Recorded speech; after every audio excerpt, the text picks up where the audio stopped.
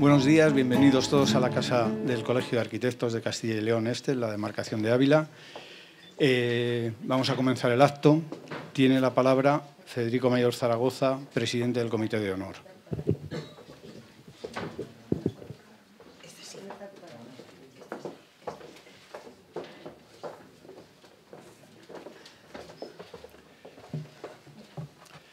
Queridos amigos, todos comprenderán que centre en mi amigo Roberto Sabio, el que me comunicó que se iba, y además me lo dijo aquí en Ávila, no hace mucho, que se iba a celebrar este acto tan importante, un acto que reúne aspectos arqueológicos, aspectos topográficos de ciudades, poéticos. El resultado es este libro realmente extraordinario. Es una obra que aquí hoy congrega autoridades municipales de la provincia de Ávila en general, porque don Emilio Rodríguez Almeida es de Madrigal de las Altas Torres. Y desde Madrigal, un día, pues, se enamoró de Roma, lo cual es bastante frecuente. Y lo que es más infrecuente es que viera que había un poeta, también de origen ibérico, que hace muchos años, siglos, había relatado, era del tiempo de Plinio el Joven, y había relatado ya, a través de sus poemas, una serie de aspectos que, nada menos que Emilio Rodríguez Almeida, fue capaz de realizar lo que yo considero que es muy importante, me lo ha enviado también Roberto Sabio, el doctor Fausto Cebi, ha realizado el que se podamos comprender cómo a través de la poesía Almeida ha llegado a descripciones topográficas, a inmersiones topográficas en palabras de Fausto Cebi que nos permiten hoy conocer mejor una ciudad, el patrimonio fantástico, cultural, arquitectónico, histórico de la ciudad de Roma. Y por esto pone Marciale e Roma, un poeta en la sua città. Y entonces, desde este poeta y la sua città, nos va desgranando poco a poco, en cada uno de sus poemas, los aspectos que permiten descubrir aspectos topográficos de la arquitectura romana de una extraordinaria precisión.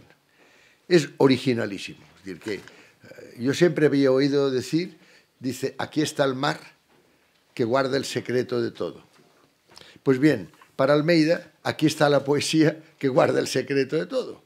porque desde la poesía él va descubriendo uno a uno en este recorrido realmente extraordinario, va descubriendo estos aspectos que interesan tanto desde un punto de vista arquitectónico.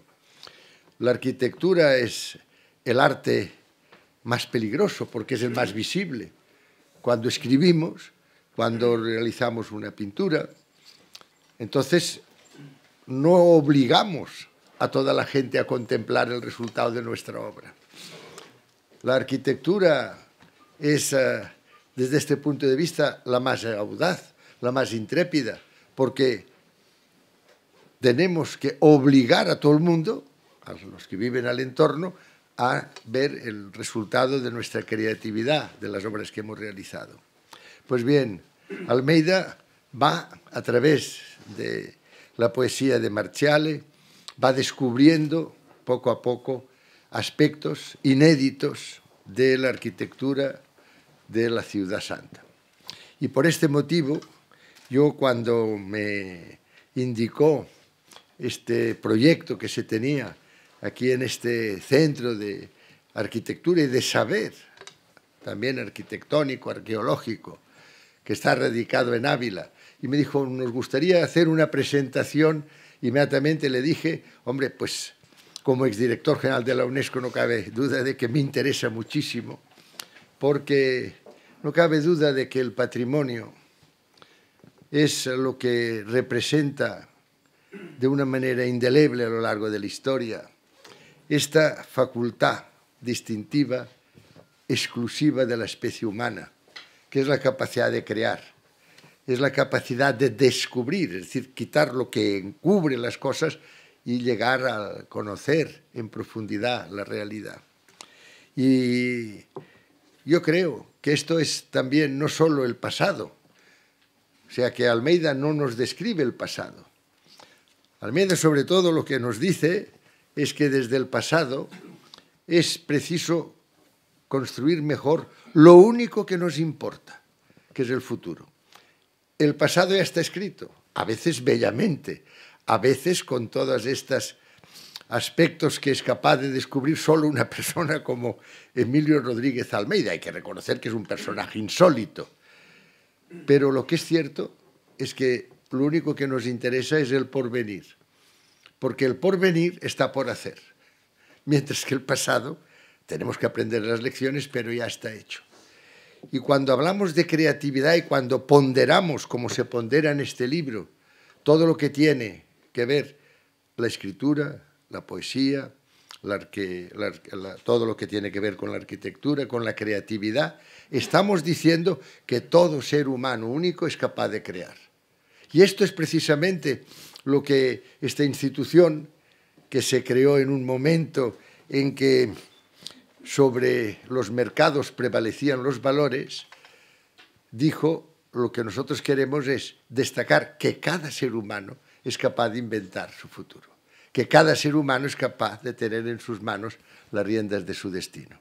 Y por este motivo, ya ven, es muy sencillo, yo dije una vez más, Roberto Savio tiene ideas excelentes, que además expone de manera magistral, y le dije, estaré con mucho gusto en el momento en que se presente esta relación, ya digo, poco habitual, entre un poeta, Marciale, y un escritor que ha tenido esta capacidad inmensa de ir descubriendo y al final nos demuestra que es posible desde la poesía, desde la actualidad, no solo establecer estas porque a veces tiene casi un aspecto de laberinto topográfico lo que descubre.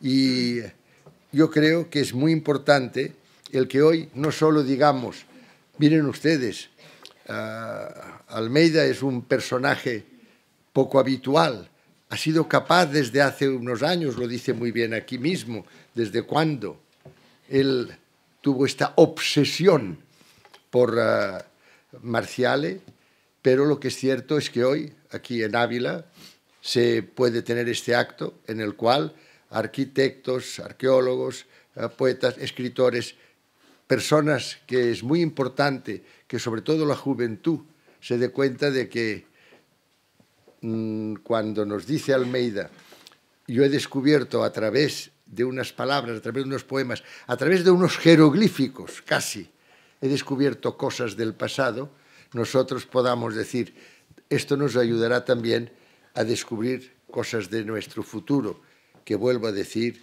este futuro que hoy aparece sombrío, pero que cuando nos damos cuenta de que nosotros tenemos la obligación de inventarnos el futuro, no lo digo yo, lo dijo Kennedy en un bellísimo discurso en el año 63, en este momento nos damos cuenta de que tenemos que ser especialmente agradecidos con quienes nos muestran que los caminos de ayer pueden iluminar los caminos del mañana.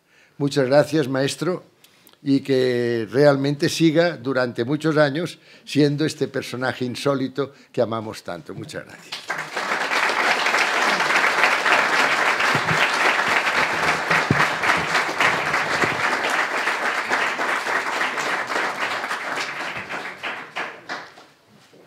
A continuación tiene la palabra el profesor Roberto Sabio.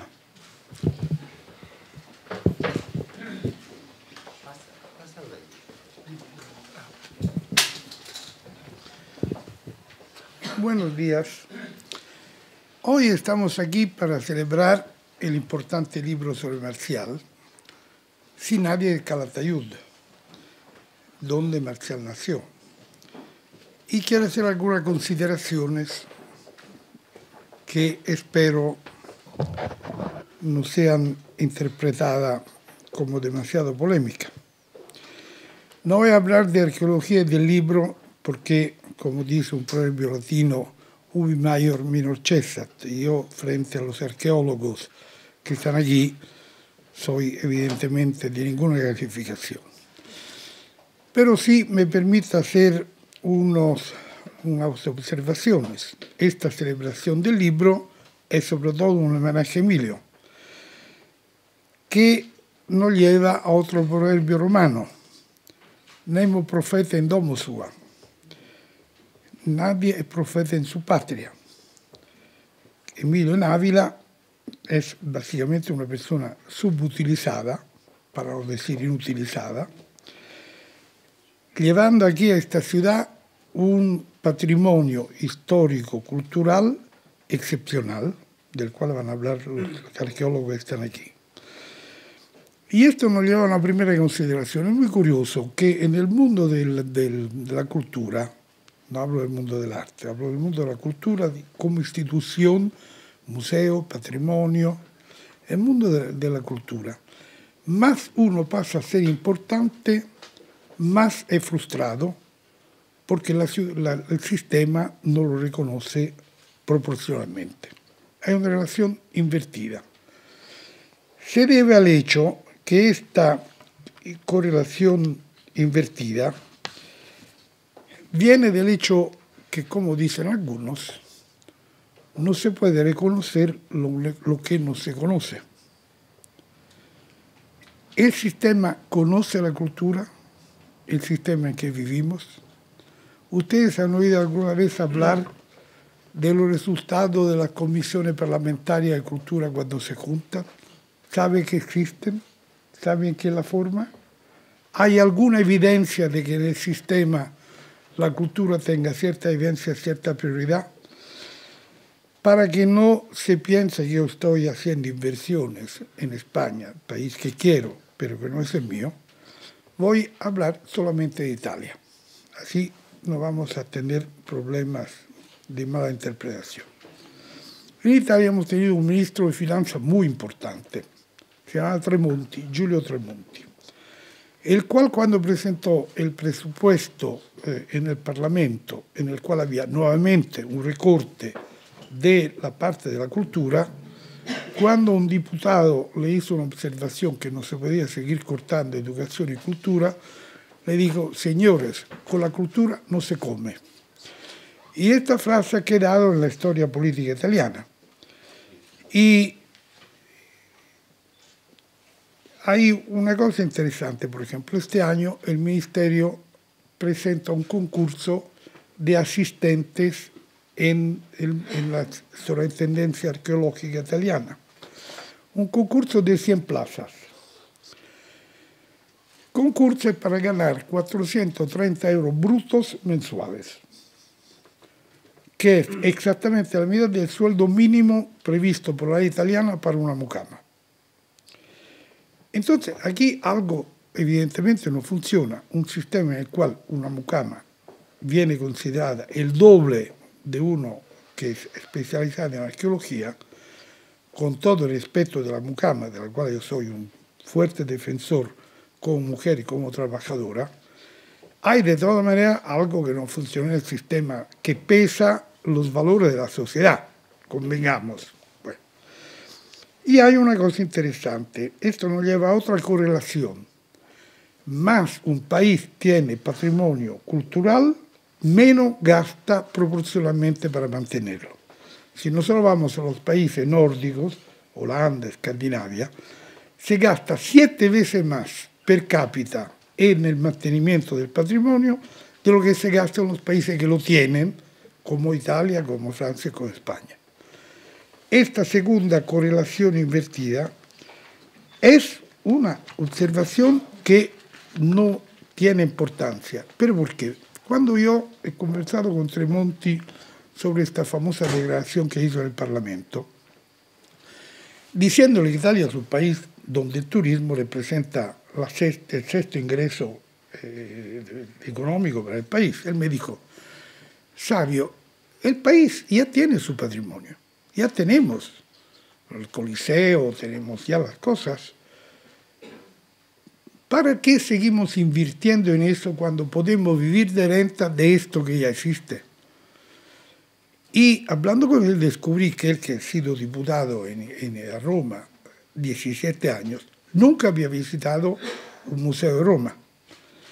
O sea, hay un divorcio entre entender que el patrimonio, la cultura, no son hechos históricos, son hechos que o son parte de nuestra vida diaria, de nuestro sentir, o no tiene más vivencia, se va a convertir en cosas momificadas.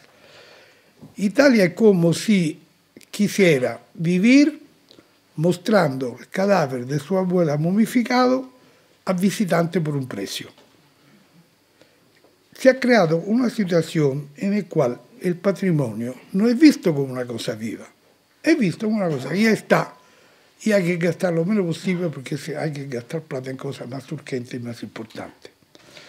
En la medida en que un joven de una ciudad pierda su relación con la identidad de su ciudad y pierda su relación identitaria, se va globalizando y transformando en un personaje que no tiene diferencia con otros. Y el mundo es lindo porque existen varias identidades. En la medida en un mundo va perdiendo sus identidades, se transforma en un mundo sumamente aburrido, donde las leyes de la nueva economía, que son las del mercado, como Federico ricordaba antes, pasan a primar y a ser el elemento en que se mide la sociedad. Y una sociedad que se mira solo en eso es algo curioso, porque si uno, por ejemplo, mira a China, que es un país más que emergente, es un país que entre 4 y 5 años será la primera economía mundial, bueno, China está gastando en el patrimonio artístico chino, que es enorme, no hay duda, pero no es que sea, digamos, no competitivo con el de Europa, gasta 7 veces más que Italia y España. Entonces, hay un estudio sobre las ciudades de artes, Roma, Venecia, Florencia, Reims, Nantes, etc. No pongo España para dejarla fuera, en que no hay ninguna relación entre los ingresos que da el turismo y la proporción de gastos que se hace para mantener museos y patrimonio artístico. Esta ignorancia de la política hacia la cultura es grave. Pero yo paso a otro campo, porque se puede decir, como dice Tremonti, lo que está, está, y podemos vivir de eso porque ya está. Lo que se llama economía posición de renta. Pero la investigación es algo muy urgente, muy vigente, y es donde se va a decidir la competición entre las grandes economías mundiales. Bueno, Europa, voy a sacar los datos de la UNESCO, de que Federico ha sido un inigualado director, porque después de él cabe decir que, como todo el mundo de la cultura, también la UNESCO ha recibido un declive permanente y constante. Vamos a empezar por las estadísticas. España ha reducido la inversión de investigación y desarrollo en un 40%, lo que resulta de recorte del 40% para la financiación de proyectos y del 30% en programas de recursos humanos.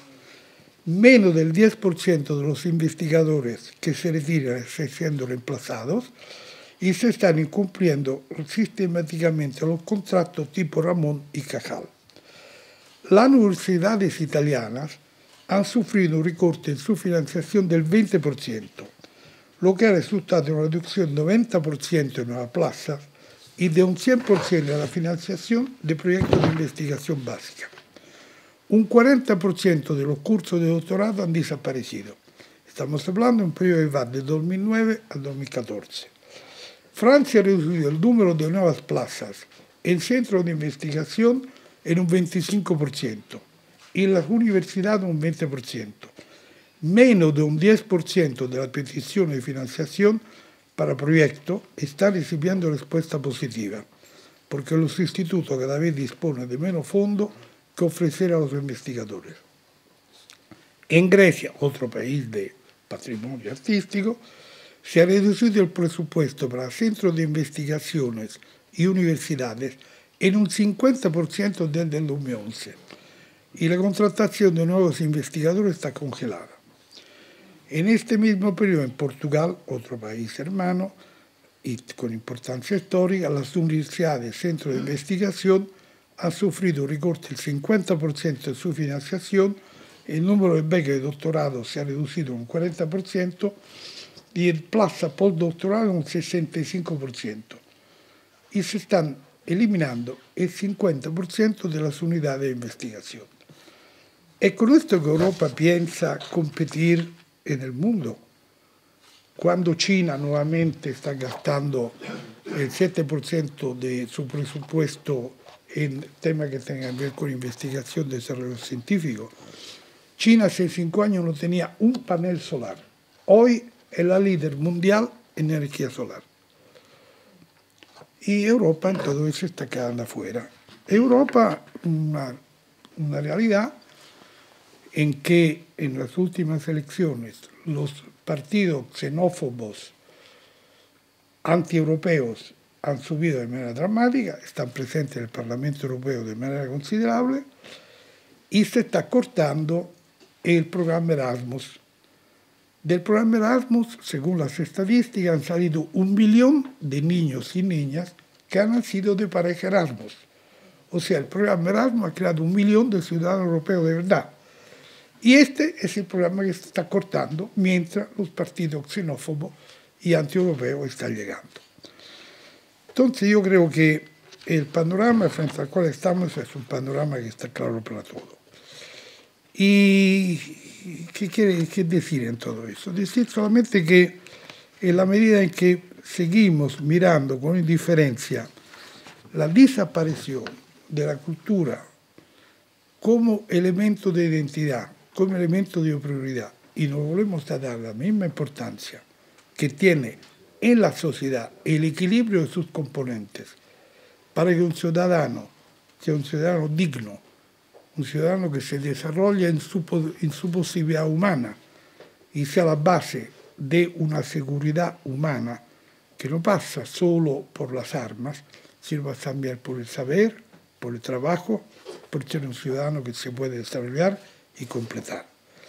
Hasta que nosotros hagamos esto, yo creo que Europa toda, con diferencia más o menos entre países, va perdiendo su posición en el mundo. Por esta es la celebración que estamos haciendo hoy, es una celebración contracorriente. No es una celebración que tenga aplauso y apoyo del sistema. Y basta ver lo que estamos aquí para darnos cuenta que somos, no digo un grupo de conjurados, no digo un grupo de rusos blancos, pero ciertamente un grupo de gente que no representa el sentir común de hoy. Cosa que yo celebro porque cuando uno se encuentra con gente que ha nacido con un defecto genético que cree que la cultura es importante, uno se siente de todo un poco más sólido. Y esto nos lleva al hecho que yo, además de celebrar Juan Carlos del Ciel, el director del CISEC en Roma, y el profesor Camille, que es el presidente de la Unión de Académicos, los dos han permitido que el libro finalmente saliera a la luz tras una larguísima gestión. Y quiero agradecer a Federico Mayor Zaragoza con el aporte que ha hecho desde la fundación que él preside, sin la cual no hubiera podido reunir tanta gente como he reunido hoy. Además de agradecer esto, quiero decir que una vez hablando con Emilio, le pregunté qué era lo que le faltaba más en Roma, de Roma. Me dijo, el olor del café que sale en los bares, que ya no sale porque una vez los cafés tuestaban su café, ahora se compra todo ya embalado, así que el olor del café en la calle Roma se ha perdido, y la biblioteca. Porque cuando yo entro en una biblioteca y veo todos estos libros, me doy cuenta que estoy profundamente ignorante. Y me estimula. Las bibliotecas son para mí un estímulo importantísimo. Y esto es lo que le faltaba. Y esto me hace venir en mente un proverbio chino que dice que cada vez que muere un hombre se quema una librería. Y quiero decirle que el día que se muere Emilio, que espero que sea muy lejos, vamos a perder una gran librería. Gracias.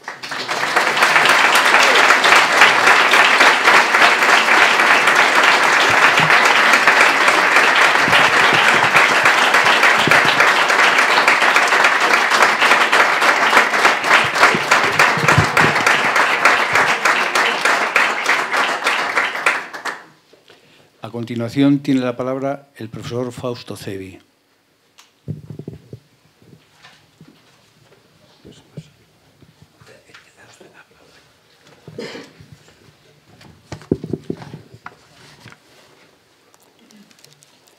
Io devo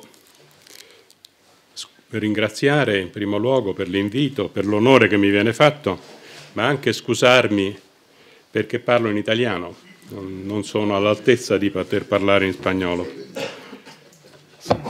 E non parlerò qui del Marziale di Emilio, che è ormai la denominazione familiare del volume che presentiamo, almeno in Italia. Qui vedo che si chiama direttamente Marcial Almeida, quindi con nome e cognome.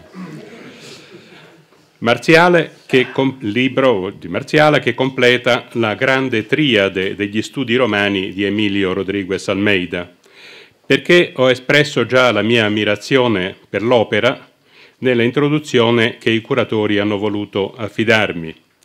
Ma vorrei segnalare subito che l'omaggio che oggi gli tributiamo si rivolge non solo ad un archeologo e a un classicista di gran valore, ma la sua personalità si sostanzia anche di altre qualità mai ostentate, ma che non sono qualità da salotto.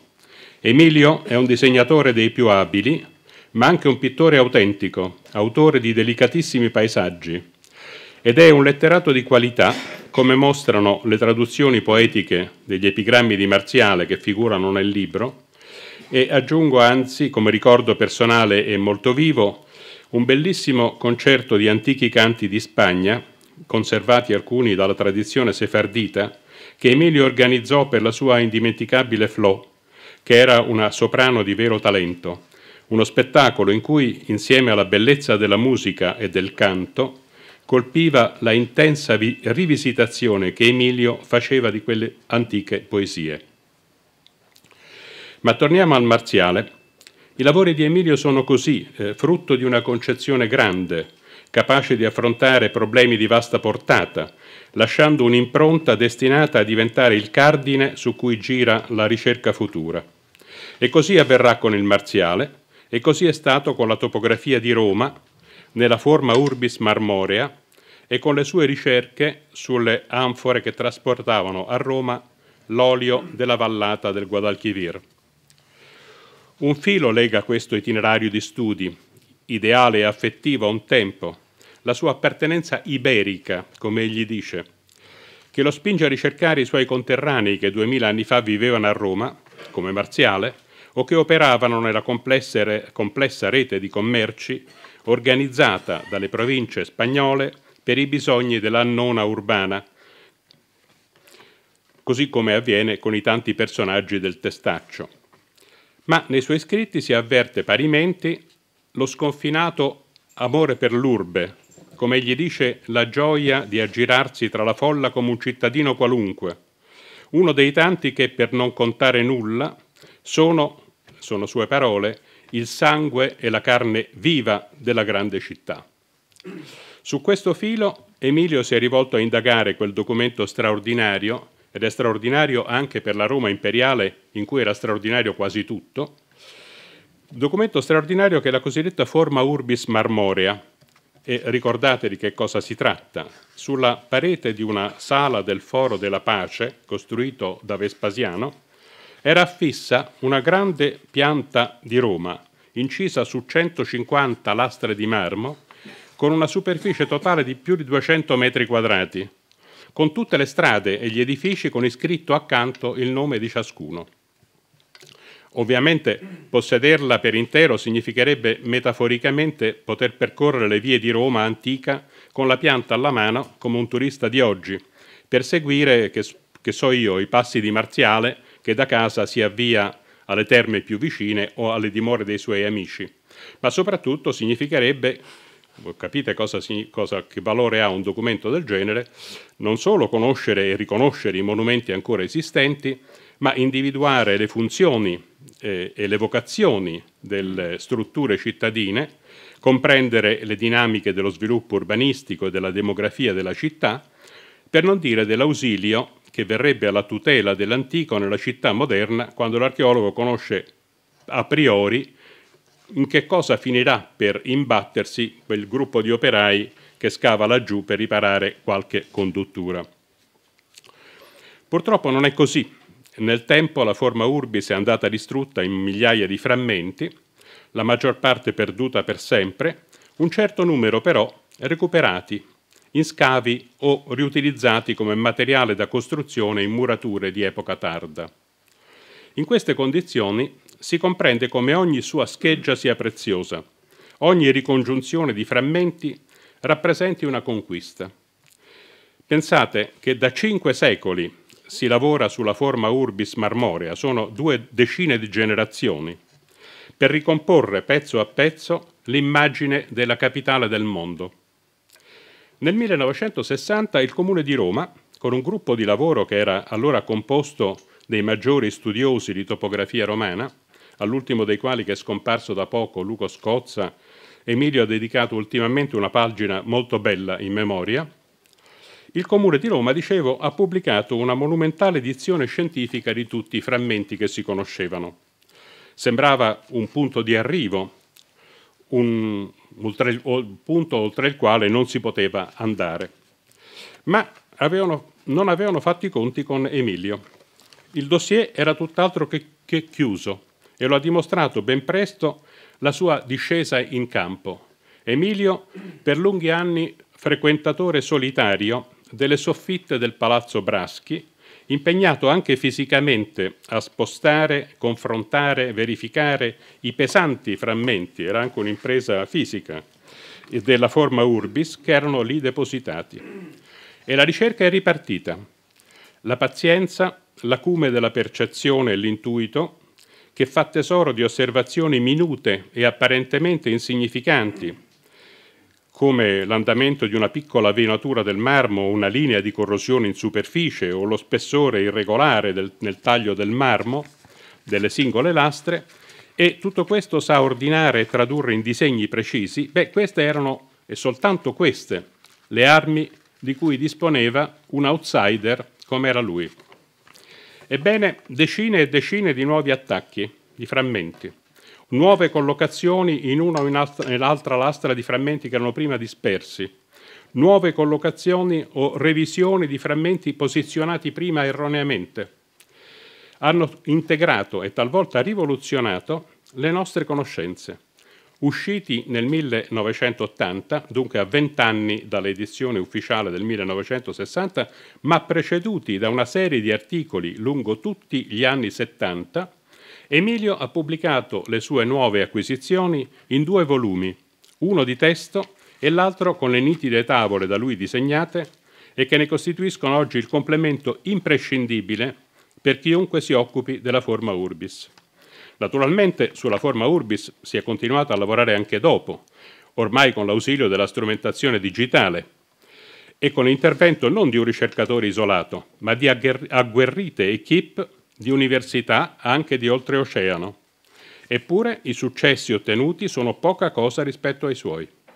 Tra gli studiosi di oggi, Emilio Rodriguez è quello cui Roma deve di più della conoscenza di se stessa nella forma urbis che la ritrae. Ma non vorrei neanche dare l'impressione che il lavoro sulla forma consistesse solo nell'abilità di ricomporre un gigantesco puzzle. In realtà ogni scoperta rivoluziona le conoscenze di topografia, impone di rivedere tutta la documentazione archeologica e letteraria coi relativi problemi e, come accade, spesso i risultati si riverberano l'uno sull'altro in una cascata di conseguenze e conclusioni nuove. Non voglio annoiarvi con troppe informazioni, cito fra molti quell'esempio che ho ricordato nella premessa del Marziale di Emilio, e cioè l'identificazione del bacino di fontana che si chiamava il Lacus Orfei, la fontana di Orfeo, che sulle Colle Squilino segnava l'incrocio di 3 delle 14 regioni in cui era divisa la città e la cui corretta ricollocazione ha cambiato le relazioni topografiche in tutta questa importantissima zona di Roma. Tra l'altro al Lacus Orfei abitava anche Plinio il Giovane, che era amico di Marziale e, come sapete, ne ha ricordato e pianto la morte in un famoso passo delle sue lettere. E forse in quei frammenti, ora ricollocati, Emilio crede di poter leggere anche la pianta di un lembo della casa del grande Plinio, del grande oratore. Ora torno indietro nella memoria, nel ricordo di 45 anni fa, sull'alto del Testaccio, insieme con Emilio, che, gli occhi attenti a terra, raccoglie un coccio d'anfora ricoperto di una uniforme patina biancastra e, dopo averne appena umettato la superficie, comincia a leggere con tutta sicurezza un testo invisibile, almeno a me, lungo e complesso, lasciandomi incerto se aveva a che fare con un veggente, con un ciarlatano, con un visionario o semplicemente con uno che voleva prendersi gioco di me. Il Testaccio, che i vecchi romani chiamavano il Monte dei Cocci, cocci vuol dire frammenti ceramici, è una collina, come voi sapete, artificiale, alta oltre 30 metri, costituita interamente dai frammenti di anfora, una specie di scarica pubblica organizzata, che si raggiunge con dei stradelli di pendenza, forse antichi, di forte pendenza, ma percorribili da bestie da soma e forse da veicoli che trasportavano alla discarica tutto questo materiale. Si direbbe oggi che si trattava di una discarica per la raccolta differenziata, non so se è un termine che si usa anche in Spagna, perché è riservata quasi soltanto alle anfore da olio, in grande maggioranza di quella robusta forma sferica che contraddistingue i recipienti per l'olio spagnolo. Che fosse spagnolo, questa identificazione come anfore spagnole, si era arrivati grazie all'eccezionale corredo epigrafico di queste anfore, iscrizioni dipinte a pennello alla base del collo oppure in obliquo presso una delle anse dell'anfora, che si uniformano ad uno schema costante nella distribuzione dei testi, nella tipologia, perfino nella misura delle lettere, con convenzioni grafiche assolutamente particolari per le cifre, che indicano il peso del vaso, il peso dell'anfora e il peso del contenuto, mentre usano la capitale maiuscola per i nomi dei mercanti che figurano al centro e un corsivo sottile per la scritta alla base dell'ansa, che contiene su più righe una quantità di informazioni preziosissime tra cui il porto di imbarco dell'anfora stessa, dove era stato effettuato il controllo, per esempio Cordova, Astigi, Hispalis, eccetera, e la data consolare. Aggiungo per inciso che queste scritte, così criptiche e difficilissime da intendere senza un lungo tirocinio, Emilio le aveva trasformate in un particolare genere di decorazione, perché sul piano dei tavolini rotondi del suo bar, il bar Navona, in piazza Navona, si ammiravano tutti in giro le scritte corsive del testaccio, che agli avventori comuni dovevano apparire come dei ghirigori divertenti, e che lui stesso aveva riprodotto in un materiale che non so dire, immagino una sorta di scagliola o di gesso o qualcosa del genere, se vuole ce lo dirà adesso. Ora, le date consolari consentono di seguire anno per anno l'avvicendarsi e direi la strategia della gestione degli scarichi, in una parola la formazione, la storia della formazione del testaccio. Ma soprattutto le scritte arrecano una quantità di dati enorme, un archivio straordinario della storia del commercio oleario spagnolo, anno dopo anno, coi nomi di tutti i mercanti e dei loro associati, i porti e le modalità di imbarco delle merci, i funzionari, gli acceptores, qualunque sia il significato di questo termine. Un vero e proprio spaccato di prosopografia ispanica. Si pensi che in un recente riassunto, una sinossi, che oggi certamente è già da ampliare, si contavano ben 500 nomi di mercanti della Spagna impegnati nel commercio con Roma. Ma soprattutto uno spaccato di storia dell'economia antica. Proprio in quegli anni 60 una serie di studi di André Cherniat, tra cui un saggio illuminante dal titolo Les enfants romains et l'histoire économique del 1967, poneva su basi nuove, appunto di storia economica e non più solo di antiquaria, lo studio delle anfore romane come documento dei commerci entro e fuori i confini dell'impero. È stato sulla scia di André Cherniat, che ho avuto il privilegio di conoscere in quegli anni e che ancora mi conserva la sua, come del resto Emilio, naturalmente la sua amicizia ormai cinquantennale. È stato sulla scia di Cherniat che mi sono occupato anch'io per un certo tempo di studi sulle anfore. E così accadde che Filippo Corelli mi segnalasse questo singolare studioso spagnolo che frequentava da solo il testaccio e ne studiava i cocci, e che espose magistralmente le sue ricerche nel convegno Les Recherches sur les enfants romains, un titolo di un articolo sostanzioso che poi sarebbe stato la base del suo libro sul Monte Testaccio, Ricerche appunto sul Monte Testaccio. Dicevo, il convegno che Cherniat appunto organizzò presso l'École Française de Rome nel 1971.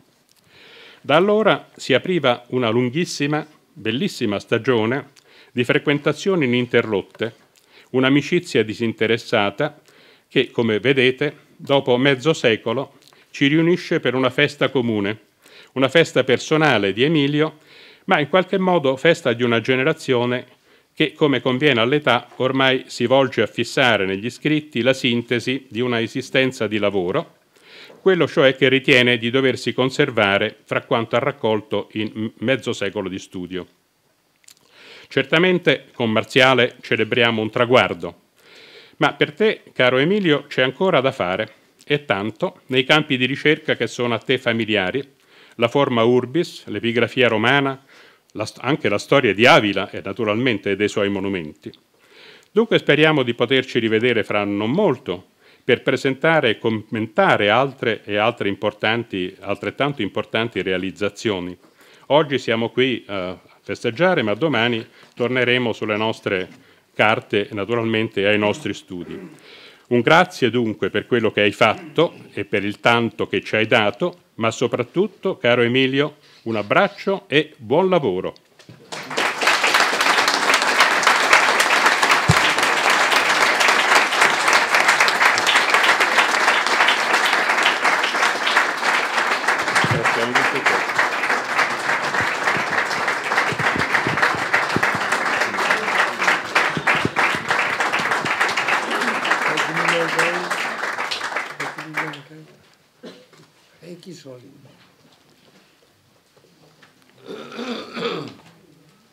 A continuación tiene la palabra el profesor Andrea Camilli.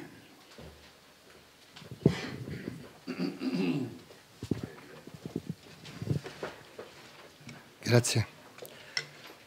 No es fácil encontrar las palabras para presentar y describir una obra que es en el absoluto el speculum vitae de una persona. ¿Y qué persona?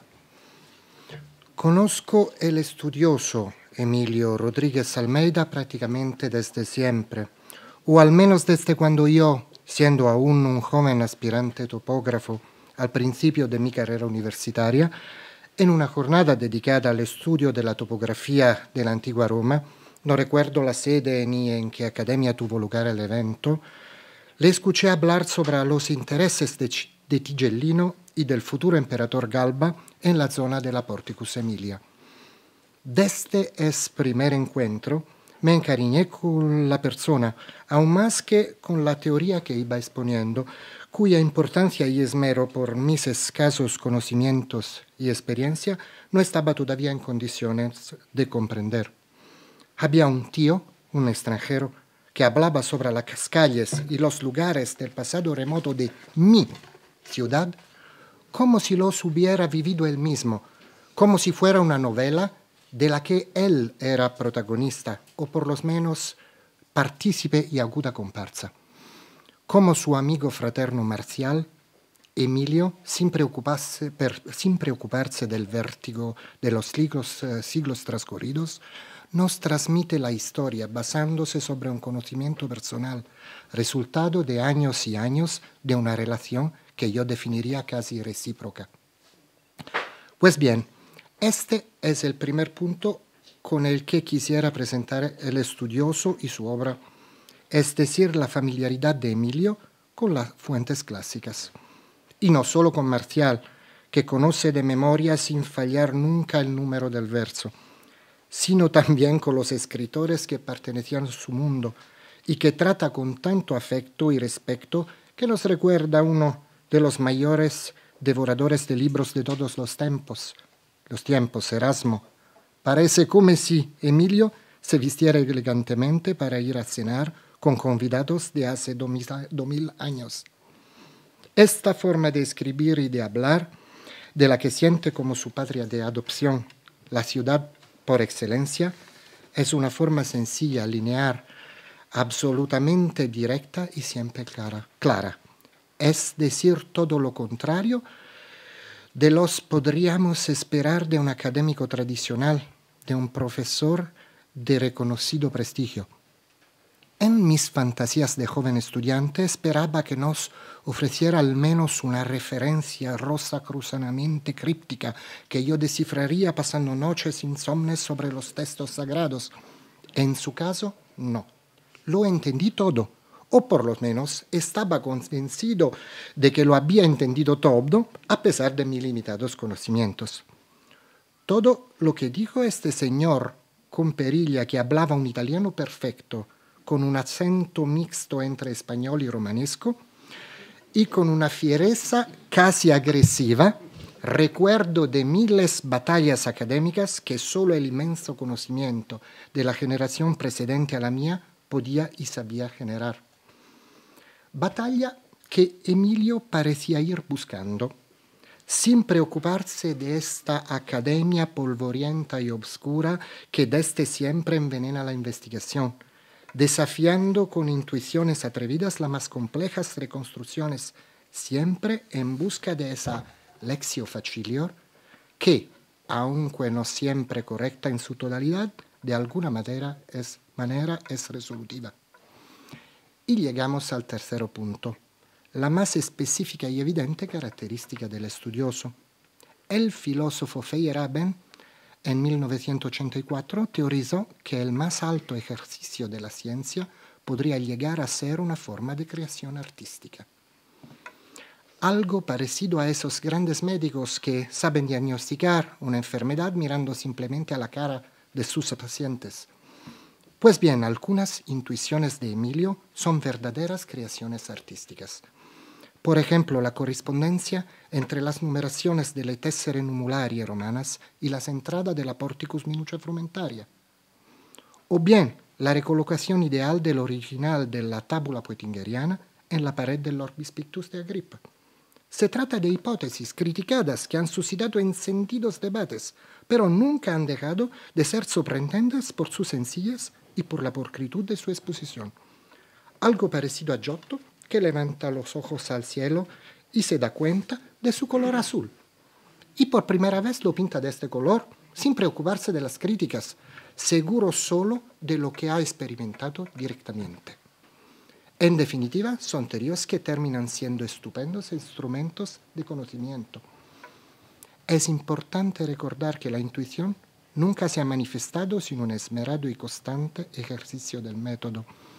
Un ejemplo de este trabajo son las investigaciones en el Monte Testaccio, el inmenso vertedero de ánforas de transporte de la Roma imperial. En este caso, el examen sistemático y directo de decenas de millares de fragmentos nos ha entregado, gracias a las inscripciones encontradas, un verdadero auténtico banco de datos que incluye productores, proveedores, transportistas, compradores, volúmenes del comercio entre la Bética y Roma. Pero es importante sobre todo su examen atento, caligráfico y casi pedante de los 1186 fragmentos de la forma Urbis Rome, que es la planta marmórea de Roma antigua y que, claro está, no le ha hecho ganar las simpatías de muchos colegas menos pacientes y esmerados. La idea de encajar los fragmentos entre ellos, no solo observando sus dibujos, sino también observando con atención tanto las variaciones de espesor como las vetas de las muchas lastras que componían este espectacular planimetría, podría parecer obvia, pero nadie lo había pensado antes. La consecuente actualización de la misma es hoy un insustituible instrumento para leer y entender la topografía de Roma. Este sería, en la medida de lo posible, un cuadro aproximado de las principales características de Emilio Rodríguez Almeida como investigador. Su ponderoso volumen sobre Marcial y Roma es una prueba evidente de todo ello. Además, no nos encontramos simplemente ante un ensayo o una obra literaria. Se trata de la historia del viaje de dos vidas paralelas, de dos jóvenes que, separados uno de otro por una distancia de 2000 años, llegan a Roma, viven allí durante 40 años, pasando por las varias vicisitudes que la vida les impone, y en fin vuelven a casa, donde pueden otra vez saborear la tranquilidad y la serenidad de recuerdos compartidos en la tierra donde han nacido. Uno, el literato, iba en busca del éxito que la capital del imperio le podía ofrecer. El otro, el joven arqueólogo, iba idealmente en busca de su compatriota poeta, siguiéndolo paso a paso. A cada frase, guiño, descripción fugaz de los mortaces epigramas del primero, el segundo iba contraponiendo plantas, estratigrafías, descubrimientos, edificios. El primer autor cuenta una historia, sin quererlo explícitamente, donde la narración se enfrenta con una atenta reconstrucción de los escenarios, una puntual revisión de las atribuciones, hasta trazar en la planta, como lo haría un magistrado, del calejar del Gorrón Celius por las plazas del Campus Martius a la desesperada búsqueda de alguien que le ofreciera la cena. Dos vidas casi paralelas, donde en la narración de la primera se intuye la duración y la constante investigación de la segunda, como he podido observar ocupándome de las tablas del volumen. En las ilustraciones originales se sobreponían palabras escritas con el normógrafo a mano a caracteres transferibles de los años 80 y 90.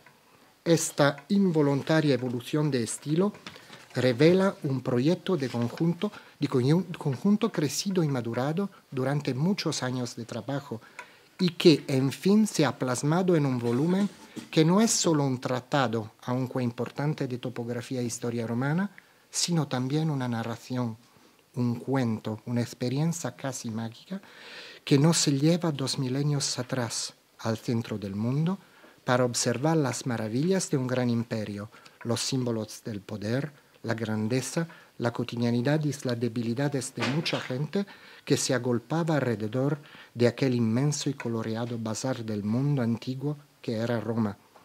Todo esto contemplado con los ojos de un chaval, luego de un joven y, en fin, de un maduro y atento observador. Gracias, Emilio. Gracias.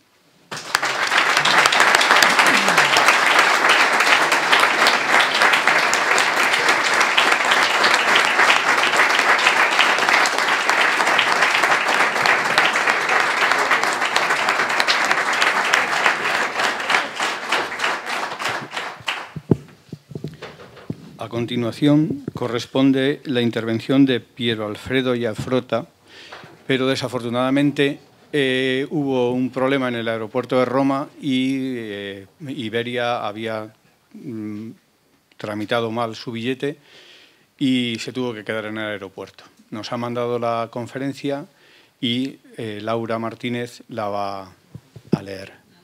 Ay, Laura García, perdona. Tenemos dos Lauras. Bueno, disculpen que yo no soy arqueóloga y que simplemente voy a leer una traducción hecha un poco deprisa del maravilloso texto que nos ha mandado el profesor Iafrota. Hacia finales de los años 80 del siglo pasado, después de haber tomado parte en un seminario de epigrafía en la Universidad de Roma, La Sapienza, Emilio Rodríguez Almeida me puso al tanto de un trabajo suyo que había comenzado hacía ya tiempo, en 1973. Su objetivo era componer un cuadro general sobre la topografía antigua de Roma a través de las ambientaciones y las referencias, más o menos explícitas, de su paisano Marco Valerio Marcial, que casi 2000 años antes se había trasladado desde Bilbilis, Cerro de Bámbola, Calatayud, y que, como Emilio, pasó en Roma la mayor parte de su vida. Sentía una profunda fascinación e implicación por este tema, pero estaba más preocupado por la mole de textos, argumentos, referencias innumerables y la discusión que giraba alrededor de ellas. Una mole que crecía de modo tal que cualquier editor se podría haber visto fácilmente desalentado. Pero lo que más le preocupaba no era ahogarse en un mar de papel, problema que en los años 80 era un real, y lograr conseguir gestionar la acumulación de material para poder así llegar a una exposición clara y funcional. Como él mismo recuerda en la presentación, esta ha sido la razón de las pausas y del retomar periódico de un libro que estuvo en proceso durante decenios, la razón de su proceder, abriéndose paso en un mar de dudas, debatiéndose entre el desaliento y la exaltación, entre los intrincados problemas topográficos de Roma antigua. Ahora, una vez que el trabajo está hecho, me resulta más fácil entender sus temores y apreciar las soluciones que adoptó. Se echaba en falta un tratado general y orgánico de todo el material poético-topográfico de Marcial, material que ha sido a veces mal interpretado por filólogos ajenos a las cuestiones arqueológicas, aunque se preocuparan de conseguir comprender el sentido y el espíritu, no siempre inmediato, de sus referencias. Gracias a este volumen, hoy lo tenemos, organizado por lugares y monumentos que un sistema ilustrativo ayuda a identificar, casi físicamente, en la Roma de ayer y en la que hoy se le sobrepone. El resultado es una excepcional imagen diacrónica de la segunda parte del siglo I después de Cristo. Imagen observada a través de los ojos y la mente del poeta que ha comprendido, desde distintos puntos de vista, el alma popular, sus grandezas, esplendores y miserias. Emilio consigue que nos pongamos gafas marcializantes para que podamos ver cómo Marcial refleja a Roma y Roma refleja a Marcial de una manera única. Emilio ha reflejado a ambos magistralmente. Dada la personalidad científica que caracteriza a Emilio Rodríguez, entre los lugares que Marcial deja en la penumbra es imposible no sentir la ausencia de una referencia directa a la zona del puerto fluvial, en los márgenes del área urbana, donde se levanta el gran y explícito monumento de las relaciones políticas, comerciales y alimentarias entre Roma y España, el Monte Testacho, que se acumuló con los desechos de millones de ánforas que transportaban el aceite bético de los suministros anonarios. En los tiempos de Marcial aún se estaba formando y tenía que ser mucho menos evidente. De otro modo, habría sido ciertamente capturado en algunas de sus pinceladas de color locales. una alusión al aceite bético sí la hace, citando las Hispaniae Metretae, que un marinero entregaba a domicilio. El estudio de la zona es, ciertamente, uno de los puntos fuertes de Emilio, que firmemente, la potencia de los nombres, ha reconducido los Praedia a Emiliana. Pero sobre todo ha sido el alma de la reanudación de los estudios y las excavaciones españolas sobre Testacho. Ha previsto las estratificaciones verticales, horizontales y oblicuas y ha aclarado el papel anonario con la sucesión de los controles y el valor metrológico de las ánforas Dressel 20 a través de sus tituli picti, de los cuales es el más grande paleógrafo. De la trama creada por las abundantes relaciones entre Roma y España emerge un mundo complejo de funciones administrativas, desde los portus del Baetis Guadalquivir a los del Tévere, de transportistas, de armadores, de capitanes de naves, de mercantes y de distribuidores. Hay materia para conversar largo y tendido, pero no es ahora el caso de ir más allá.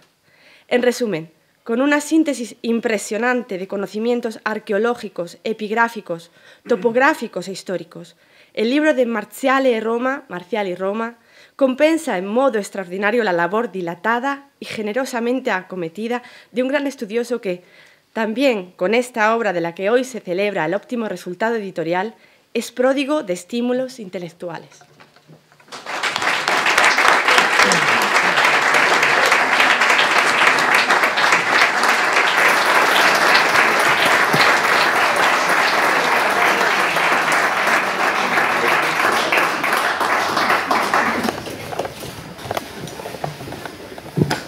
A continuación, tiene la palabra André Chernian.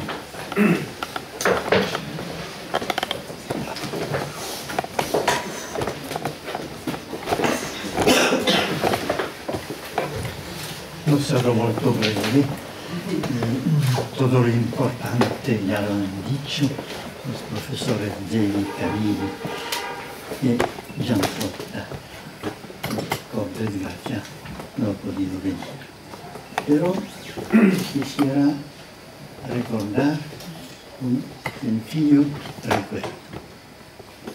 Hace 43 años se celebró en la Escuela Francesa de Roma el simposio ya mencionado por el profesor Zek. Hacía la conclusión Nino Lamboya, el grande Nino Lamboya.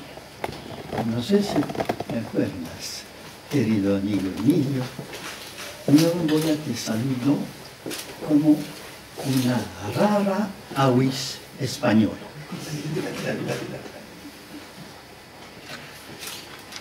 Fue la primera vez que nos encontramos. ¿Ningún? Nino Lamboya desapareció.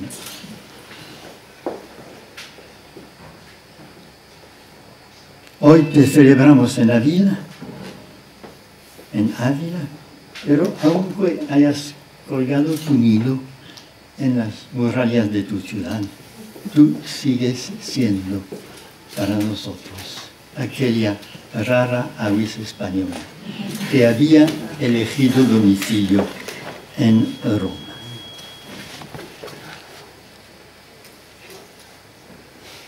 Pero de la cual podemos hoy día contemplar y admirar el largo vuelo, el amplio trayecto científico percorrido con gran éxito.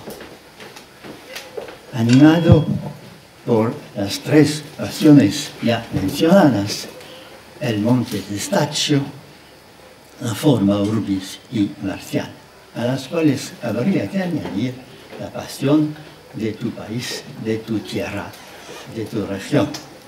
En estos campos has dejado huellas indelebles, has establecido muchos datos incontestables que servirán todavía a nuestros descendientes si, ojalá, continúan a interesarse por la historia romana. Pues enhorabuena, querido amigo Emilio, y que siga bien, y por muchos años, tu hermoso vuelo en tu aviario abulense.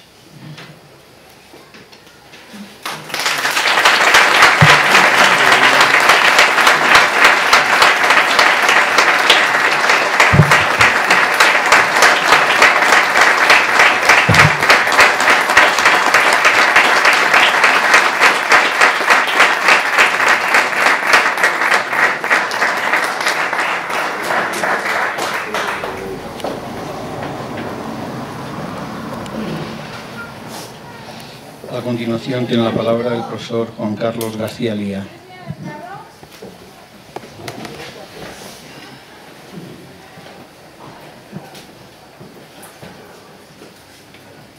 Buenos días.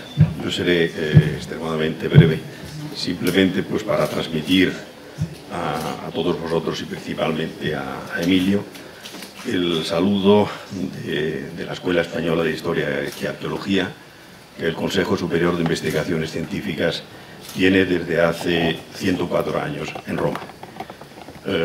Y el saludo también de la Unión Internacional de los Institutos de Historia y Arqueología, de que formo parte de hace 14 años, que es la mayor institución de ciencias humanas de Europa. Aquí, digamos, se ha hablado de todas sus grandes capacidades de hombre y de investigador. Personalmente, ¿qué es lo que quiero hacer? Yo simplemente es un recuerdo breve humano. Yo conozco a Emilio desde hace 25 años. Nos conocimos en la Escuela Española cuando estaba en San Pietro y Montorio. Y me impresionó, pues siempre, su tremenda calidad humana. Para mí, para todos nosotros de la Escuela Española, de los que realmente le conocemos y con él hemos tenido una actitud absolutamente desinteresada, nos ha impresionado pues esa calidad humana. Para nosotros es un hombre justo, por tanto es un hombre bienaventurado, es un hombre además independiente y evidentemente la independencia se paga, y Emilio lo ha sido. Después recordar como Escuela Española que independientemente de lo que se ha señalado, pues de gran estudioso de Lafont, de Marcial, de Testacho, pues como Escuela Española también recordarle, cómo no, como estudioso imprescindible de Gavi. Nosotros en nuestro archivo conservamos un diario de excavaciones de los años 60 y su maravilloso dibujo de Eros que se encuentra en el museo que está en Termini, en el antiguo Palacio Máximo. Y también, porque no se ha recordado, pero es verdad, yo he leído como vosotros, como muchos de vosotros, artículos científicos de Emilio de finales de los años 50 sobre un viejo tema cariñoso que nos acumula, que es el tema de los betones. ¿Te acuerdas, Emilio, cuando discurrías allí por San Vicente? Y uno de los, claro que sí, uno de los grandes pues temas, porque durante muchos años, junto con Esther Barrondo, aquí presente, y amiga de Emilio, pues hemos desayunado todas las mañanas, y uno de los grandes sueños, que esperemos que no se quede en el tintero, pues era ir a la búsqueda, por ejemplo, de la tumba del Gran Viriato. Eso es un sueño que él ha dado forma pues hace casi 60 años. Entonces, le recuerdo también como persona pues, que trabaja de hace 25 años en la Escuela Española, su trabajo imprescindible como maestro de becarios, como acompañante, como la topografía hablante, como aquel que era capaz de descifrar pues, ese mundo sumergido entre 5 y 7 meses y 7 metros de lo que nosotros ahora caminamos.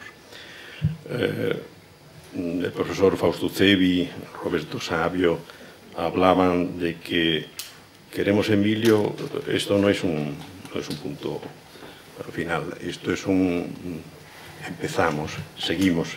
Nosotros queremos, pues eso, que sigas investigando, que sigas con nosotros, porque tarea queda, y tú eres súper capaz.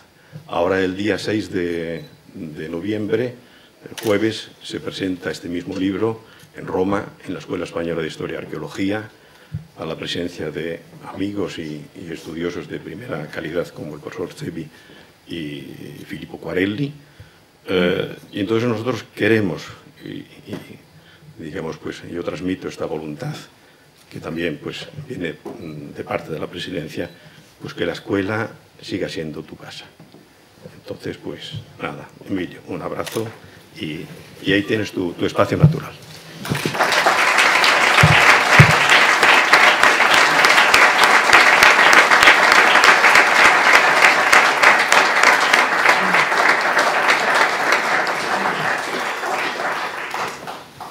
A continuación tiene la palabra el profesor Dimas Fernández Galiano.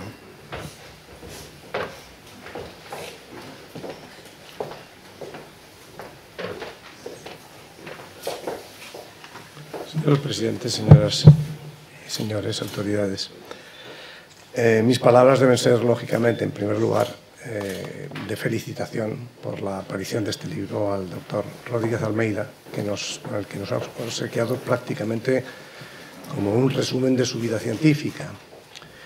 Por otra parte, yo quería, aparte de felicitar a al investigador que aquí nos une, puntualizar las palabras de Roberto Savio al decir que no había ninguna representación de la tierra de Marcial. Yo, modestamente, soy bilbilitano y creo que se debe a eso mi presencia aquí, esencialmente.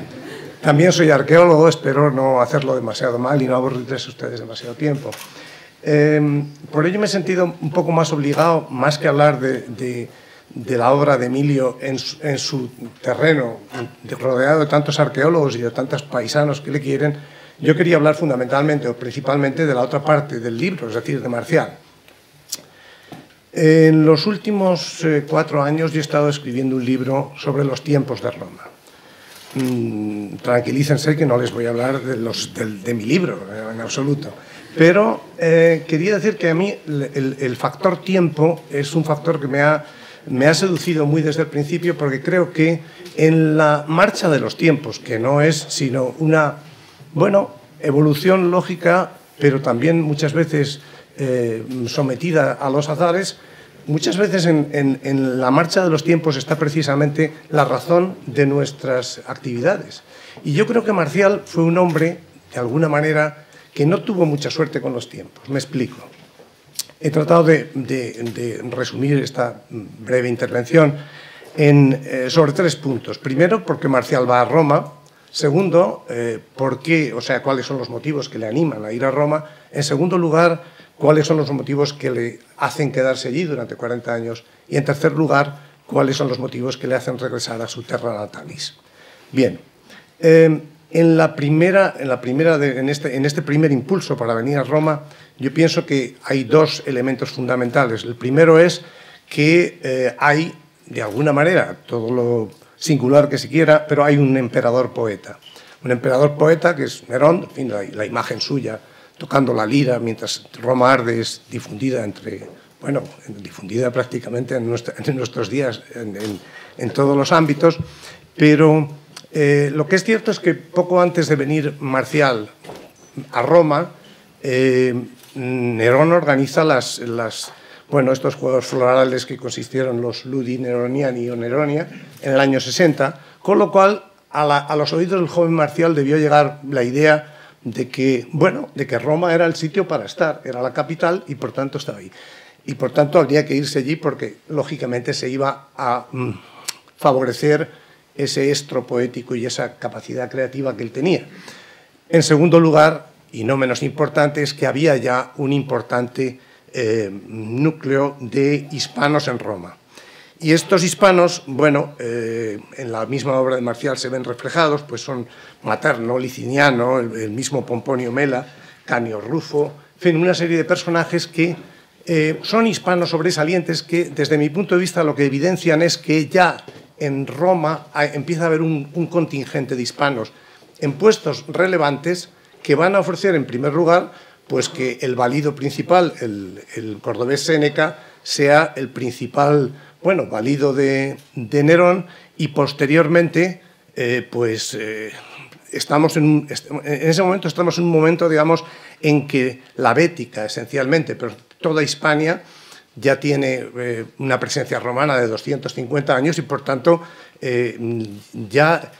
poco después de la dinastía Flavia ya van a venir los hispanos ya a ser emperadores, como es el caso de Trajano y Adriano.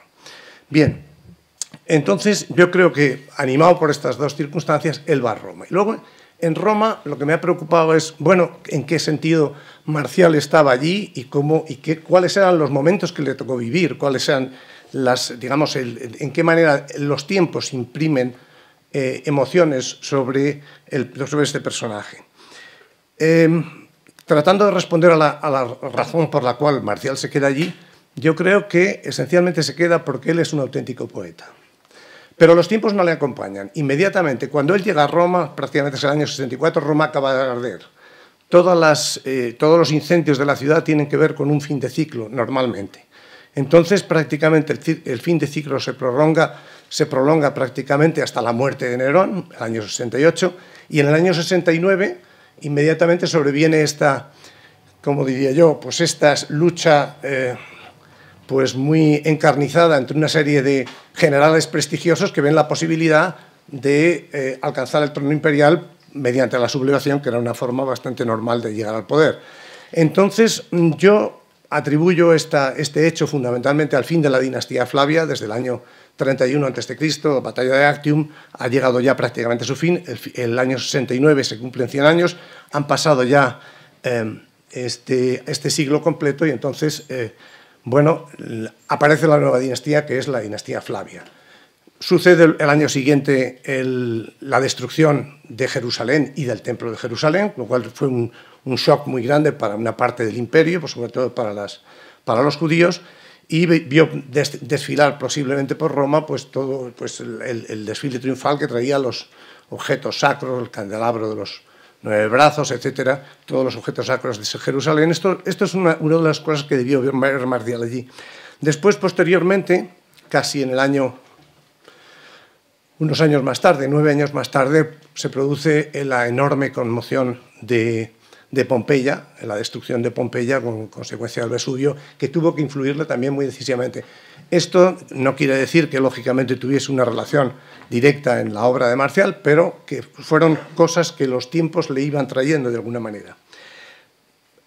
Roma, para él, de todas maneras, él es un hombre, yo diría, es un hombre que pertenece a una clase poco corriente en la Roma del momento. En la Roma del momento prácticamente están las grandes familias senatoriales y fundamentalmente pues esa plebe que es alimentada y al cual se le dan pues, los juegos circenses, etc. Él mismo en su época ve levantar el gran anfiteatro Flavio, llamado el Coloseo, el Coliseo, y bueno, es un momento en que a la plebe hay que darle panem et circenses, según la afortunada frase de Juvenal, y prácticamente, bueno, él permanece allí durante unos años, asistiendo on and off a determinados momentos o circunstancias que favorecen la actividad poética. Pero él sabe perfectamente que de la poesía es difícil vivir, que viven malos momentos para la lírica, especialmente después de muerto el emperador poeta, y que, bueno, pero como él es un auténtico poeta, pues vive, digamos, como podríamos decir, como un hombre relativamente modesto, pertenecería a una clase media que sería más común en las provincias que en la misma Roma, donde entre los potentiores y la plebe prácticamente una distancia a veces insalvable. Él pertenece, digamos, a una mediana burguesía empobrecida que tiene que andar pidiendo, buscándose patronos, buscándose quien pudiera ayudarle, y básicamente él desarrolla toda su actividad. Yo creo que el último momento en el que él desarrolla su actividad son los ludi seculares de Domiciano, que lógicamente pues, reverdecen y tienen un momento de fuerte creación de todo tipo. Se potencia en ese momento la actividad no solamente lúdica, sino también poética, etc. Y después, finalmente, podemos decir que después de este momento en que ya prácticamente la Hispania ya es prácticamente una parte sustancial y prácticamente formada del Imperio Romano, aparecen la familia de Trajano y Adriano, y entonces él ve de nuevo una posibilidad que es la de, en sus años tardíos, lograr algún apoyo por parte de Trajano. Pero Trajano, desgraciadamente, es un militar victorioso, es un hombre de Estado, pero evidentemente muy poco movido por la actividad de las letras. Y desde este punto de vista, pues, lógicamente, pues no apoya realmente a Marcial. No todo el mundo, supongo, puede ser Julio César.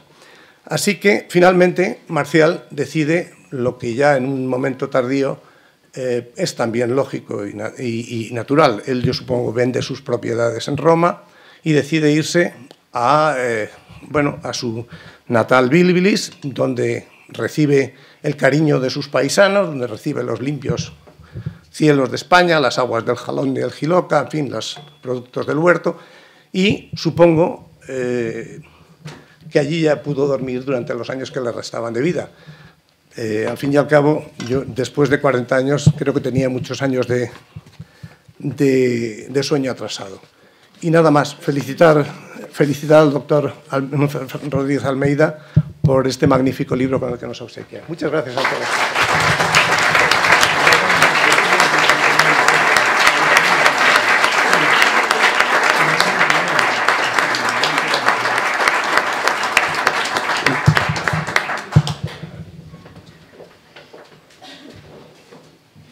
A continuación tiene la palabra el profesor Francisco Ruiz de Pablos.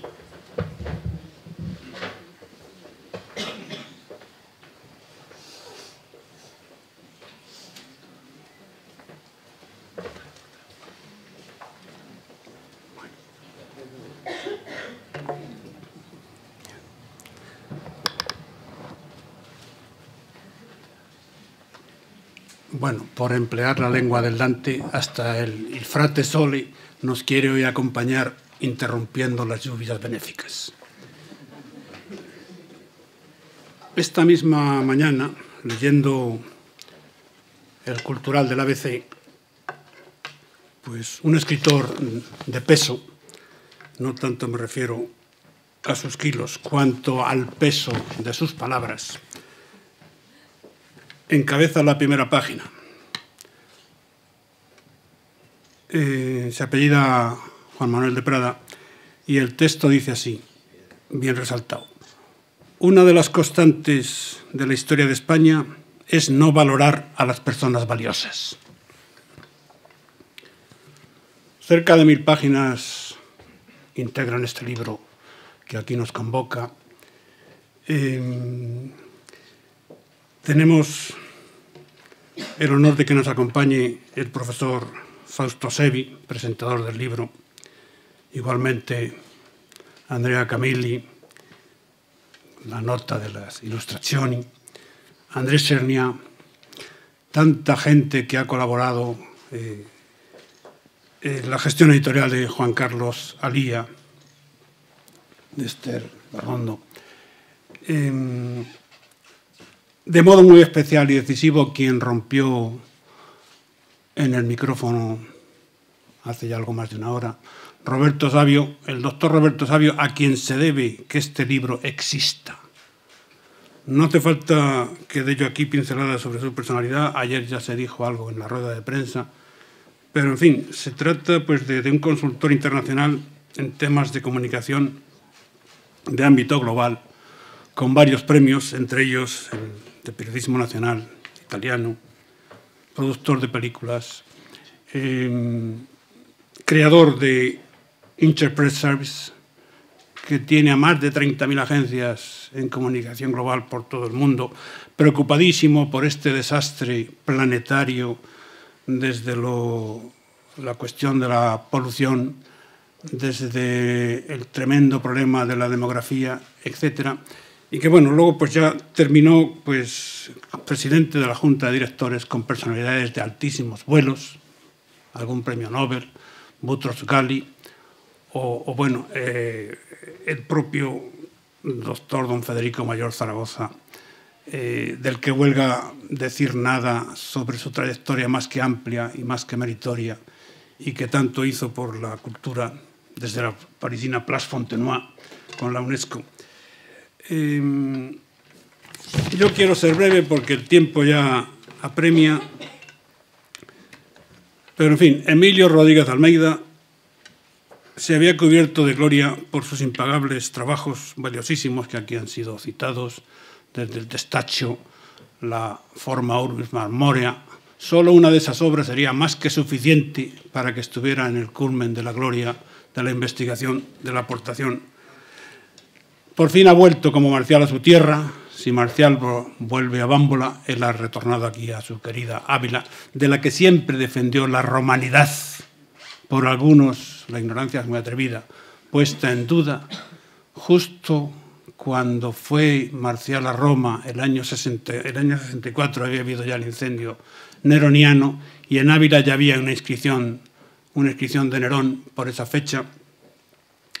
Ávila fue un municipium, él lo tiene demostrado en varios de sus escritos. Bueno, el año 1 de este siglo XXI se presentaba en Ávila, gracias a un poeta de lengua y literatura de bachillerato, importante poeta, que se llamaba Jacinto Herrero. Se presentaba en la colección El Toro de Granito un pequeño adelanto de Marcial, con una introducción sapientísima de Emilio sobre varios de los valores que encierra. No voy aquí a repetirlo, son rebeldes a la síntesis, porque aquí se han acumulado varias exposiciones, pero es muchísimo más lo que queda. Lo que tengo que decir es que él, desde hace 40 años, ya descubrió que Marcial era una ayuda imprescindible para esa estratografía de la Roma. Ya lo han expuesto aquí quienes me han precedido en el uso de la palabra, mucho mejor que yo lo pueda hacer, y cómo Marcial complementa y descubre y hace que incluso desde la Forma Urbis, las vías, las distintas semita, etcétera, las termas, las térmulae, el gran pueblo de las casas imperiales o el sencillo pueblo aldeano, más que aldeano, pues los panaderos, los herreros, los pobres que viven en las miserables ínsulas. Bien, ¿qué vamos a decir? Pero sobre todo un valor que siempre aprecia el poeta y que muy magistralmente nos expone Emilio es el humanismo, el sabor al hombre que Marcial siempre nos ofrece con esa mica salis, a veces es una doble mica, ese aguijón, ese aculeo de reírse sobre lo que es la conducta del hombre en este penar, en su paso por la tierra, aunque no sin alegrías. Solo quiero terminar diciendo que igual que Jacinto Herrero, el gran poeta, grandísimo poeta, tuvo aquel gesto gallardo, pues hubo también, antes de Jacinto Herrero, aquí nos honra con su presencia el doctor Serafín de Tapia, historiador importante de esta ciudad, y yo era miembro de una asociación que se creó, que algo hizo por la cultura de Ávila, manque os pese la veré, y ya entonces él propuso que se rindiera un homenaje más que merecido al profesor Rodríguez Almeida. Todo hay que decirlo para que la historia se conozca. También nos acompaña de la Asociación de Madrigal, que también lo premió nombrándolo, pues, amigo de Madrigal, cómo no.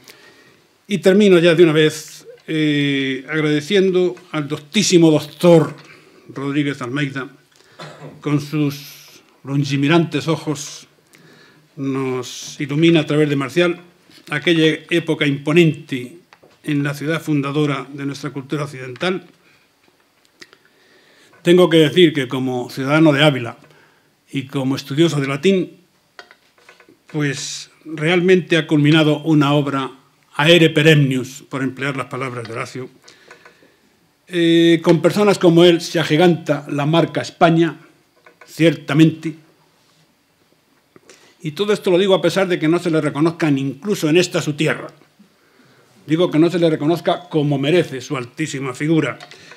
Como escribe, y ya sí que concluyo, el profesor de la Sapienza, Fausto Sevi, con la referencia imprescindible a Emilio Rodríguez Almeida, tendrán que confrontarse los estudios futuros sobre Marcial y especialmente sobre la topografía de la Roma antigua.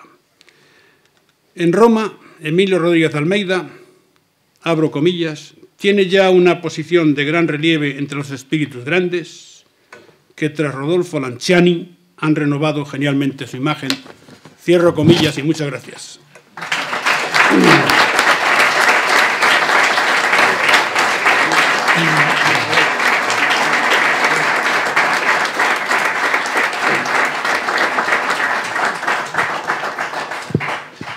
A continuación tiene la palabra Laura Martínez Arribas.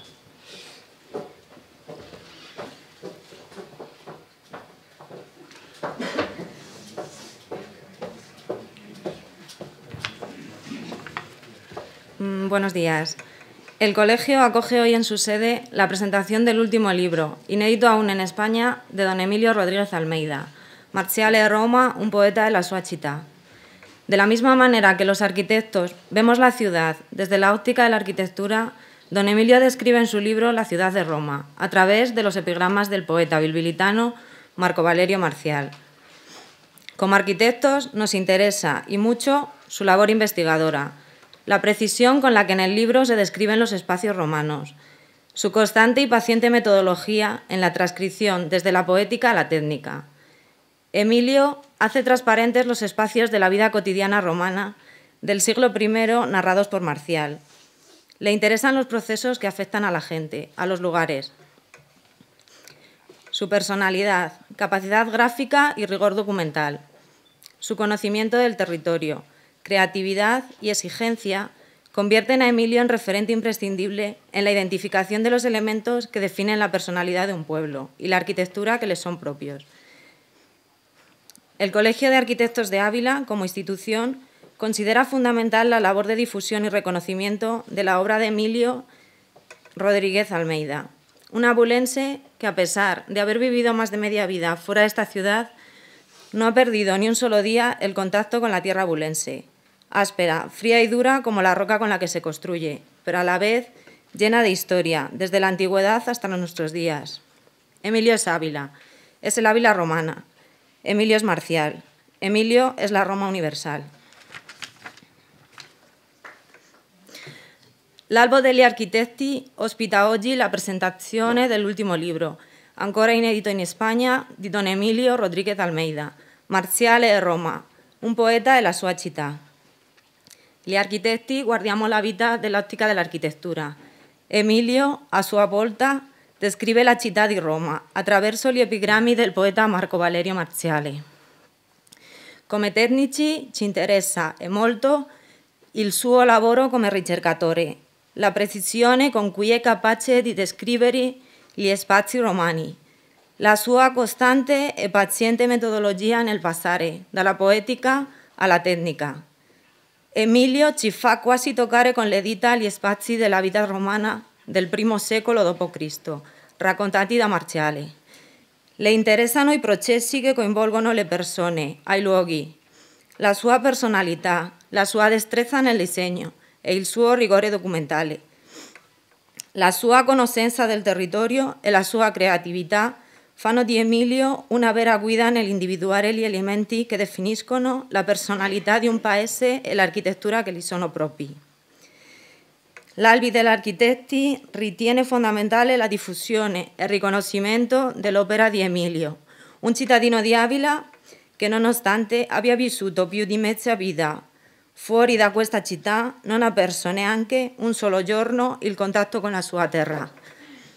Emilio è Ávila, è l'Ávila romana, Emilio è Marziale, Emilio è la Roma universale. Grazie.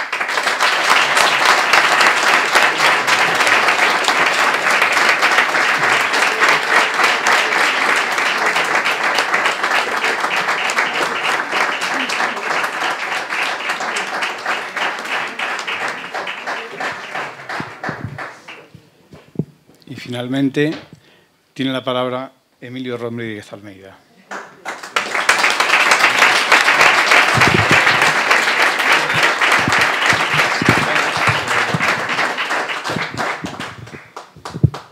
Non basta, non basta.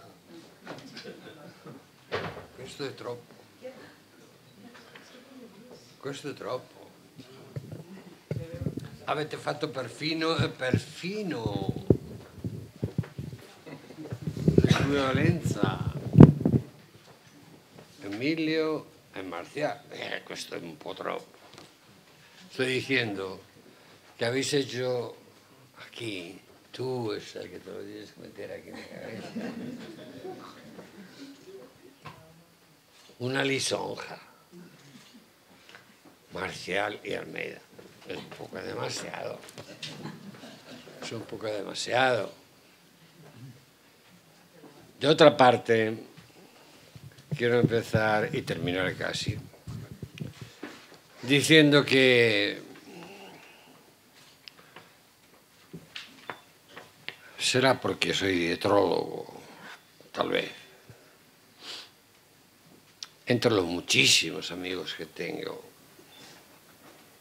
de los cuales lo más granado está aquí, a mi lado, como el profesor Chernià, el profesor Fausto Cevi, la sua signora Camilli, Andrea, tanti, el nostro Juan Carlos Salía della scuola spagnola. Mi assiste perfino la presenza in mente e nel cuore di suo padre. Persona muy querida también en mis tiempos en que me ocupaba de esas cosas y frecuentaba los filólogos. Ahora ya estoy fuera de los campos. Bueno, y hablando de eso, y para despedirme del asunto, me falta también un carísimo amigo que tuve hace muchos años en Roma, y que tuvimos en Roma hace muchos años. Carísimo amigo que se llamaba Heikki Solin, que nos recuerda, y por eso lo cito, a veces los españoles alguna vez pensamos en ello, que en el campo de la filología latina y griega estamos a la colita, los últimos pelitos de la cola. Mientras Finlandia era probablemente una de las mejores escuelas de filología greco-latina de Europa. Y nos puede dar sopas con onda, como se dice en Castilla. Y quiero, con este pensamiento a Heikki Solin, quiero volver al hecho de que aquí, en esta mesa, están representados Marcial y Almeida como si fueran dos parientes cercanos. Dos amigos que van brazo con brazo. ¡Ojalá! Pero yo no soy nadie para comparar mi estar a la par. Han jugado seguramente también con la cantidad de las letras de los dos nombres. Sí, sí. Están unos encima de otros y veo todo perfectamente, 2, 4 y 6. Sí, van bien. Se ha jugado un poco con el equilibrio de las letras. Gracias de todos modos a la escuela que me da ocasión de presentar este volumen que, por desgracia, está en italiano, para vosotros, quiero decir desgracia, para mí no. Naturalmente, tanto menos, bueno, supongo que para los italianos no esté en su desgracia con mis españolismos frecuentes en mi locuela. Pero de todos modos, los españoles tendrán que hacerse una cultura en el italiano. No sería una mala ocasión. He dicho muchas veces que en el terreno de la historia antigua y de la arqueología, sin desmerecer en ninguna manera a los griegos, el italiano debería ser ya hace tiempo, y ahora debemos imponerlo, la lengua de la coinea arqueológica. Sería ahora. Y no hay en ello tampoco ninguna disminución de la valentía científica y humana a mis amigos franceses, que están también por medio. Pero al fin y al cabo los franceses me lo disculpan porque son provincia. Son provincia. Es tiempo que el italiano sea el lenguaje de nuestra coine. Y para ellos también es familiar exactamente como para nosotros. Así que quiero cerrar dándoos las gracias a todos, a los promotores, a los asistentes de honor, a los asistentes y ejecutores de pacto. Y en fin, a todos vosotros que más o menos me conocéis o no me conocéis, lo cual no es ninguna desgracia. Muchísimas gracias por este happening en el nombre de Marco Valerio Marcial, al cual yo quiero dar el protagonismo porque es el protagonista de este libro, en primer lugar. Porque es protagonista en buena parte de mi vida y para mi trabajo. Y porque tenemos un representante del Cerro de Bámbola aquí entre nosotros. A todos, de todos modos, muchas gracias. Promotores, ejecutores, asistentes de honor, todos vosotros. Y a todos ustedes, señoras asistentes, por haber sido tan gentiles de venir a nuestra presentación de hoy. Gracias.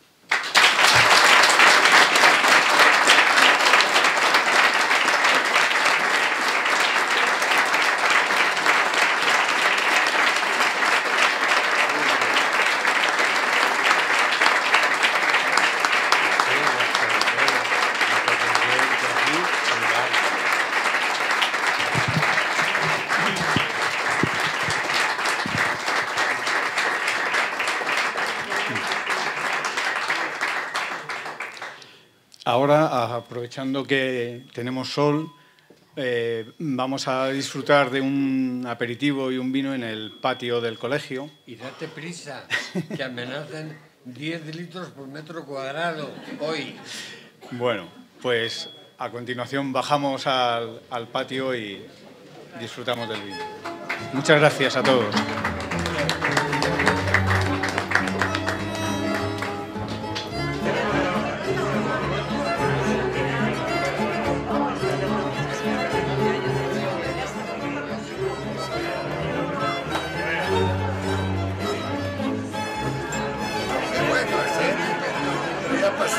Bueno, ya habla bien. Está por